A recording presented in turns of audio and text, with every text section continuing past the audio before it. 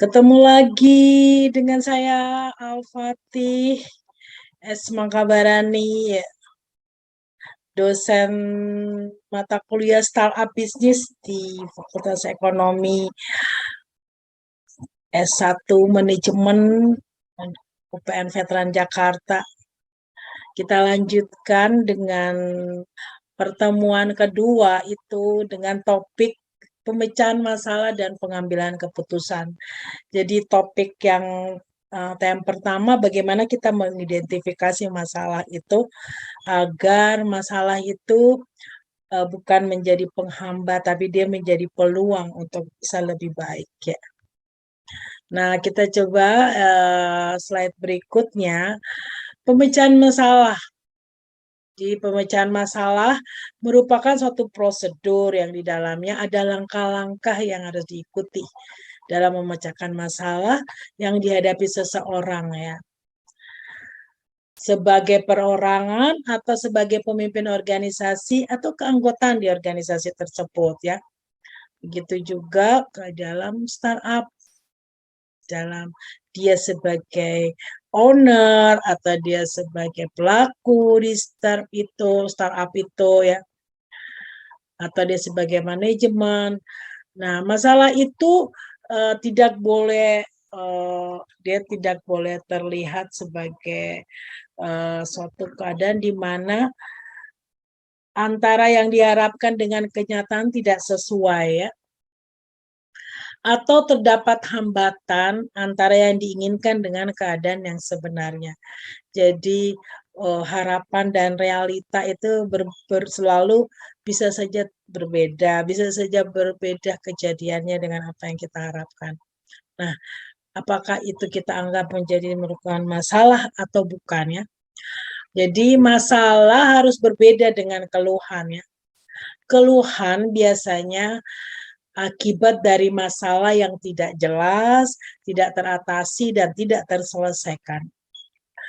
Keluhan juga yang dirasakan seseorang dapat dijadikan pertanda seseorang sedang mengalami masalah yang tidak dikenali atau sebuah masalah yang tidak terpecahkan, ya. Oleh sebab itu kita harus melihat ini keluhan atau ini masalah, ya. Bagaimana menyikapi masalah itu? Pada umumnya masalah yang dialami seseorang bersumber dari dirinya sendiri, internal, dan dapat juga disebabkan karena sumber eksternal. Langkah-langkah pemecahan masalah, ya. Langkah-langkah pemecahan masalah ini ada contoh yang dilakukan Miller dan kawan-kawannya di Universitas Michigan, ya. Miller mengatakan bahwa antara pemecahan masalah dan pemilihan jawaban, ya. Di situ dia menganut sistem pembelajaran case study. Jadi semua materi pembelajaran itu dilakukan dengan pembahasan kasus, ya. Dalam memecahkan masalah, kita perlu memahami langkah-langkah sebagai berikut, ya. Diagnosa permasalahan, ya. Kita analisa dulu permasalahan itu. Menganalisa sebab akibat dari masalah. Terus menghimpun berbagai alternatif pemecahan. Berikutnya memilih alternatif yang tepat. Contohnya kalau kita berada pada startup bisnis, ya. Terus kita menghadapi permasalahan dengan turunnya omset penjualan. Kita harus menganalisa dulu apa sebab turunnya penjualan pada saat ini pandemi.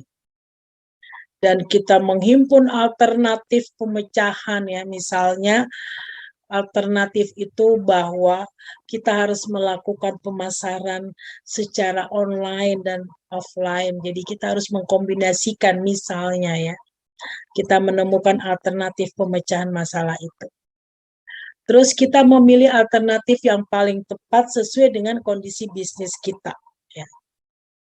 Itu adalah langkah-langkah yang harus kita lakukan ya sebagai seorang pebisnis.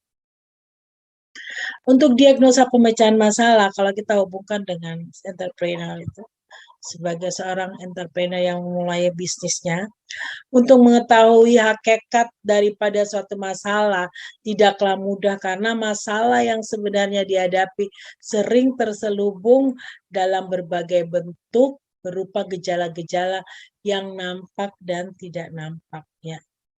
Jadi pertama kita lakukan diagnosa pemecahan masalah karena misalnya masalah turunnya omset penjualan kita itu bisa disebabkan karena adanya gejala-gejala yang tidak nampak ya.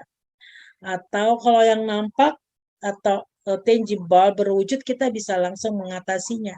Tapi kalau tidak berwujud itu yang sulit. Misalnya ada terjadi penyelewengan dari beberapa pihak yang bergabung di startup kita. Misalnya seperti itu ya. Diagnosa masalah ini adalah proses yang sangat sulit. Lebih-lebih bila kelompoknya tidak menyetujui tentang tujuannya. Jadi dengan orang yang kita bekerja sama di dalam bisnis itu misalnya, dia tidak menyetujui apa yang tujuan kita diagnos masalah ya. Sehingga beberapa kesalahan umum yang dilakukan selama diagnos masalah meliputi gini. Pencampur adukan fakta dengan masalah ya. Nah, biasa di sini berperan faktor like and dislike ya. Jadi suka dengan tidak suka seseorang sehingga kita tidak objektif mengidentifikasi masalah, mendiagnos masalah tersebut ya. Yang kedua, pencampur adukan gejala dengan penyebab ya. Jadi gejala berbeda dengan penyebab. Jadi apa-apa yang menyebabkan masalah itu terjadi dan gejalanya kita jangan campur adukan karena itu akan penyelesaiannya akan berbeda ya. Yang ketiga, mencari kambing hitam untuk dikecam.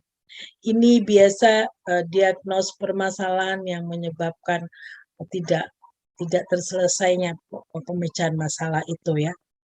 Kita mencari siapa penyebab terjadinya penurunan omset penjualan ini ya. Dengan mengkambing hitamkan satu pihak atau anggota yang bekerja sama dengan kita ya.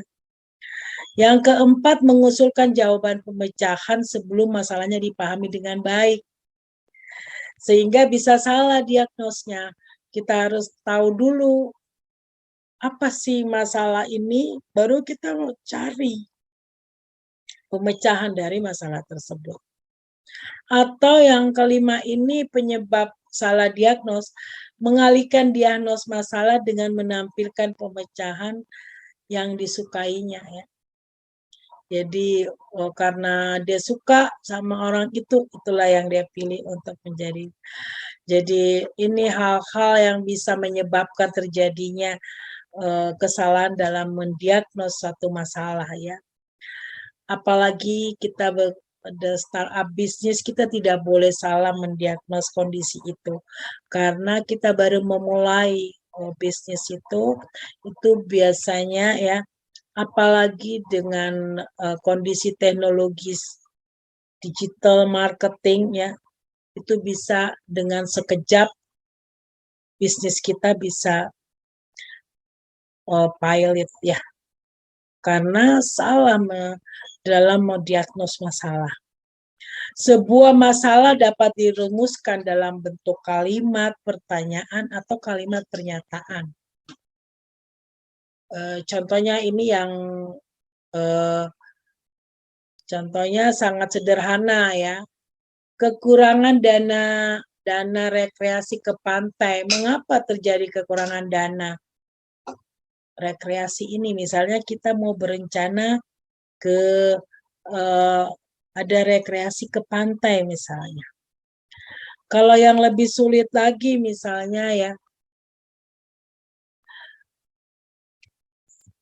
Misalnya kita sebagai startup business, kita masalahnya ya adalah modal.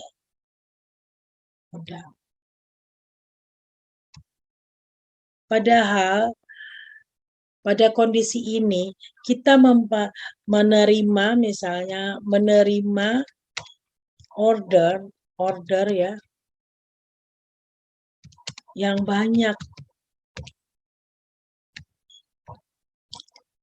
Tapi karena kita kekurangan modal, kita tidak bisa mendeliver order itu. Ini masalah atau bukan ya?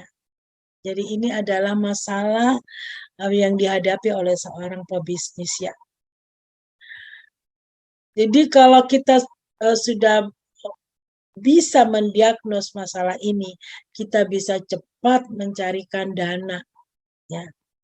Dana talangan atau dana pinjaman dengan perhitungan ya, dengan syarat perhitungan kita harus bisa menghitung berapa besar biaya dari pinjaman itu dan berapa besar nanti omset yang kita peroleh dengan order itu ya, sehingga tidak akan terjadi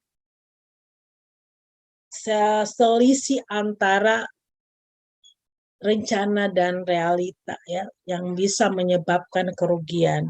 Nah, oke. Itu adalah salah satu contoh bagaimana mendiagnos masalah ya.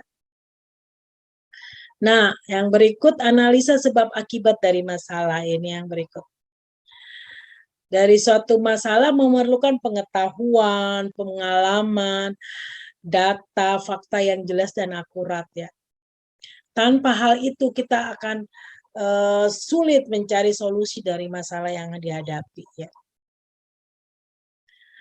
Contoh seperti tadi, kalau kita sebagai pebisnis startup tadi memiliki order yang besar, sedangkan kita nggak mempunyai dana, maka kita harus mempunyai pengetahuan dan pengalaman bagaimana sih memecahkan masalah ini ya. Kalau kita punya pengetahuan, kita hitung dulu ya. Kita hitung dengan analisa biaya. Kalau kita mempunyai pengalaman, kita bisa tahu bahwa kondisi seperti ini bisa kita tanggulangi atau tidak. Karena kita sudah punya pengalaman di dalam menanggulangi masalah tersebut. Dan kita harus memerlukan data fakta yang jelas dan akurat ya. Bahwa kalau kita memenuhi order tersebut, kita pasti untung ya.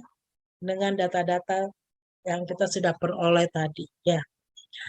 Nah, sehingga kalau hal itu kita bisa lakukan, pasti solusi masalah itu bisa teratasi. Ya, kita bisa mendeliver order tadi ya. Oke. Berikutnya ada beberapa kesalahan yang sering muncul ya ketika menganalisa sebab akibat dari suatu permasalahan. Jadi pemecahan yang tidak relevan dengan masalahnya ya. Jadi misalnya kondisi seperti tadi, pemecahan masalahnya tidak relevan ya. Apakah dananya itu diperoleh dari mana? Kita karena buru-burunya mau memberikan order, kita malah mencari pinjaman dana dari sumber yang tidak jelas ya, sehingga malah bukan memecahkan masalah, mengatasi masalah, tapi malah menambah masalah ya. Yang kedua, yang sering terjadi kesalahan karena diagnos yang salah itu sebab akibat, kita mendiskusikan apa yang seharusnya dikerjakan, bukannya apa yang bisa dikerjakan saat ini ya. Jadi sehingga kalau di dalam kesalahan itu muncul, padahal harusnya kita memikirkan, mendiskusikan apa yang bisa kita kerjakan saat ini. Kita tidak usah lagi mengotak-atik masa silam yang sudah terjadi, waktu yang sudah berlalu ya.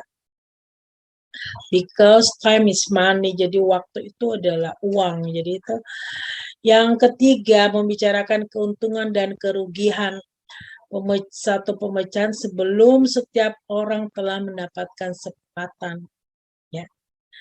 Jadi hal yang sering terjadi kesalahpahaman di antara tim, misalnya tim bisnis kita, itu tentang pembicaraan keuntungan dan kerugian. Jadi keuntungan dan kerugian itu kita harus di dalam membicarakannya, kita harus mempunyai data dan perhitungan yang terakumulasi dengan tepat sehingga kita bisa memberikan saran dan pemecahan masalah terhadap tim kita ya. Yang berikut memusatkan pada pemecahan-pemecahan yang telah digunakan pada masa sebelumnya, tanpa harus menciptakan cara-cara pemasaran yang baru.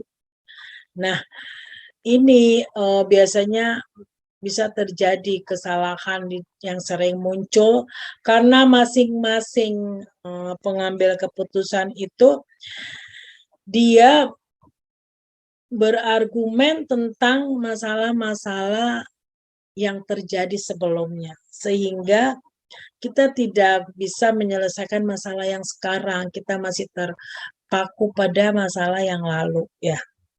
Oleh sebab ini yang biasanya penyebab terjadinya kesalahan di dalam memecahkan masalah. Contoh tadi ya, ini yang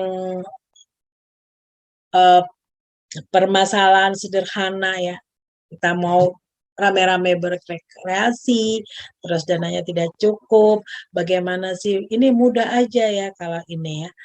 Tapi kalau kita masukkan pada masalah bisnis ya, itu kita harus menghimpun dulu berbagai masalah alternatif ya dari tim kita. Terus kita evaluasi secara terpisah. Setelah itu kita bandingkan hasil evaluasi itu. Sehingga terpilihlah alternatif pemecahan yang terbaik ya. Itu kalau pemilihan jawaban di dalam suatu bisnis ya. Yang seperti tadi, misalnya kita mempunyai tim misalnya 4 orang ya. Kita bagi, ini timnya dibagi ya, bagi 2. Oke. Jadi masing-masing tim membuat alternatif ya. Alternatif ya, pemecahan masalah. Setelah itu kita kumpul lagi dan kita gabungkan alternatif ini. Sehingga kita bisa menemukan alternatif terbaik dari pemecahan masalah itu. Dengan kata lain, alternatif pemecahan yang dipilih dapat mempermudah tercapainya tujuan ya. Sebenarnya kalau di dalam suatu bisnis ini ya, kita bisa lihat bahwa hubungannya dengan kerugian. Jadi kalau terjadi kerugian pasti akan terjadi konflik ya. Sehingga kalau kerugian itu sedikit, konflik juga akan sedikit dengan orang lain. Sehingga dapat memberikan kepuasan dan kita mampu melaksanakan apa yang kita rencanakan ya. Dan kita hubungkan dengan itu tadi di atas, slide di atas itu adalah bagaimana kita memilih alternatif pemecahan masalah. Ya. Sekarang kita melakukan pengambilan keputusan ya. Pengambilan keputusan di dalam manajemen itu biasanya dilakukan oleh seorang pemimpin ya. Mengambil keputusan, dia melakukan tindakan ya, di mana ada satu masalah itu karena adanya ketidaksesuaian antara keadaan yang diinginkan, sehingga memerlukan pertimbangan dan tindakan yang cepat ya. Biasanya pengambilan keputusan manajerial ya yang secara universal bisa dilihat bahwa dia alternatif pemecahan masalah ya. Selain itu juga selain manajer, tolak ukur keefektifan pengambilan keputusan atau decision making itu diproses karena adanya pengambil keputusan atau decision maker yang mempunyai knowledge ya dan experience yang tepat ya untuk mengakhiri aktivitasnya, sehingga mengambil keputusan itu akan berhasil di dalam menentukan keputusan yang terbaik ya. Nah, pengambil keputusan ini biasanya kita ibaratkan sebagai seorang yang memiliki seni ya. Kenapa dikatakan memiliki seni? Karena terikat pada tujuan yang hendak dicapai ya. Jadi jenis masalah yang dihadapi, faktor lingkungan, internal ya, budaya, struktur organisasi, gaya kepemimpinan ya, lifestyle of leader ya. Sehingga komunikasi dalam organisasi akan memunculkan satu keputusan atas pandangan dari pengambil keputusan itu ya. Selanjutnya pengambil keputusan itu disebut sebagai suatu ilmu yang aktivitasnya memiliki suatu cara, metode, pendekatan yang bersifat sistematis ya. Teratur dan terarah. Jadi pengambil keputusan atau decision maker itu harus juga mempelajari ilmu pengambilan keputusan berdasarkan lingkungan dan masalah untuk menghasilkan solusi dan tindakan ya yang terbaik ya. Itu oleh sebab itu keputusan yang terbaik itu adalah keputusan yang diambil dan akan mempengaruhi cara pencapaian tujuan dengan hendak diraih ya. Jadi pendekatannya adalah yang digunakan pendekatan metode penyelesaian masalah dan pencapaian tujuan ya, bukan berdasarkan emosional ya, tapi ada dasar. Nah, dasar-dasar pengambilan keputusan ini itu harus didasari dengan keyakinan ya.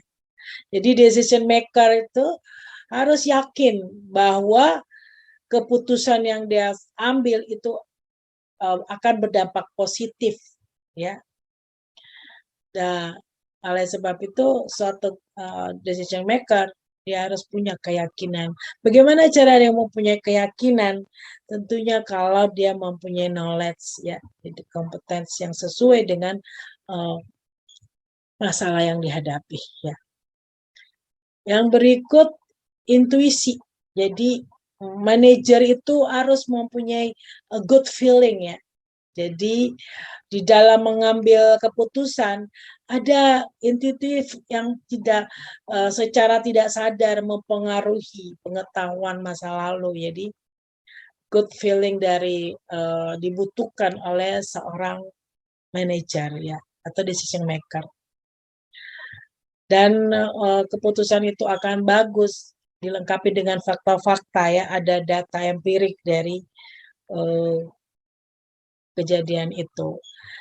Yang D, pengambilan keputusan didasarkan hasil analisis data informasi, jadi didukung dengan perspektif yang tepat dan daya pikir ya untuk mengimplementasikannya ke kondisi masa depan. Jadi keputusan itu harus relatif baik, rasional ya dan dapat dipertanggungjawabkan.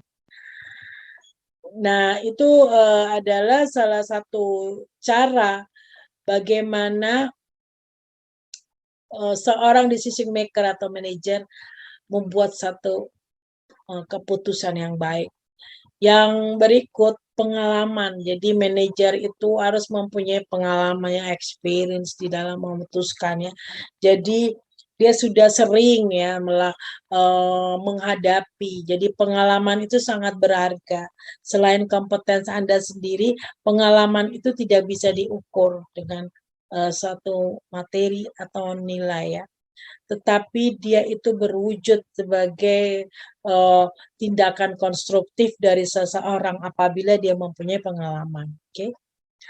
Kekuasaan ya. Jadi decision maker itu harus berpedoman terhadap kekuasaan atau authority dia, wewenang dia yang dimilikinya ya. Jadi keputusan itu harus sah dan legal. Oke. Dari hal-hal tersebut ya, hal-hal tersebut di atas itu kita bisa lihat keputusan itu jika dikaji dengan auto general atau keputusan indus itu akan menghasilkan keputusan seperti ini. Keputusan auto generate itu yang seperti apa? Ya. Jadi dia kurang memperhatikan data informasi. Tapi kalau keputusan indus dia diambil secara sensitif, manajemen ilmiah ya. Jadi ini bisa dapat dikatakan bahwa keputusan indus adalah keputusan yang terprogram, terstruktur ya. Jadi kalau auto generate itu berarti dia tidak terstruktur. Sehingga keputusan yang terprogram itu dia akan bersifat rutin. Karakteristik dan jenisnya akan menghadirkan tingkat resiko dan bahaya yang rendah ya.